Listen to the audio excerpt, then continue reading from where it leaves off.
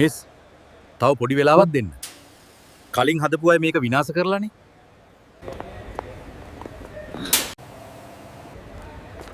Mister මාව මතක නෑ වගේ.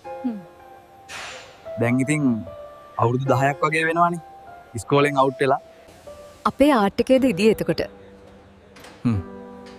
නම මොකද්ද පුතේ? මම කසුන් මිස්. අර වාහන පිස්ස කියලා බැනුම් අහන්නේ. මිස්ටර් අමතක වෙන්න විදිහක් නෑ. දැන් මතකයි. ඉතින් බලන්න මම කිව්ව දේ වැරදුනාද? මජන් ගාගෙන ඉන්න උනා නේද? නෑ මිස්. මම ළඟ එදා තිබ්බ හීනය මම කිසි කෙනෙක් නිසා වෙනස් කරන්නේ නෑ කියලා හිතාගත්තා. මම දන්නවා.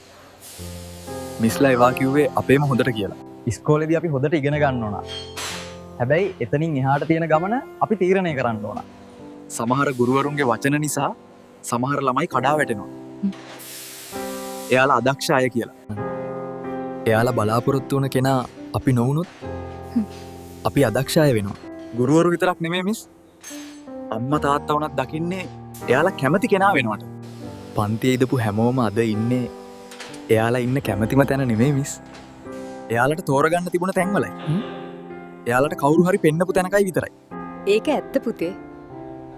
කැමති තැන්වලට යන්න බැරි වුණ අය තමයි අනිත් අයට ඉරිසියා කරන්නේ. අන්තිම පේලියද ඉස්සරහ පේලියද කියලා නෑ මිස්. මේ ලෝකෙට අපි හැමෝම විශේෂ මිනිස්සු. අපි අලුත් දේවල් ලෝකෙට දෙන්නේ අපි කැමතිම දේවල් කරොත් විතරයි. මම අදටත් අලුත් වාහනයක් ආවහම මේ ඇදුම ඇදගෙන ගිහින් ඉගෙන ගන්නවා.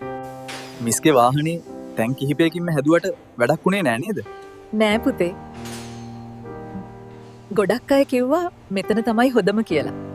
ඒ හොදම තැන හදන්නයි මිස් මට ඕන වුණේ.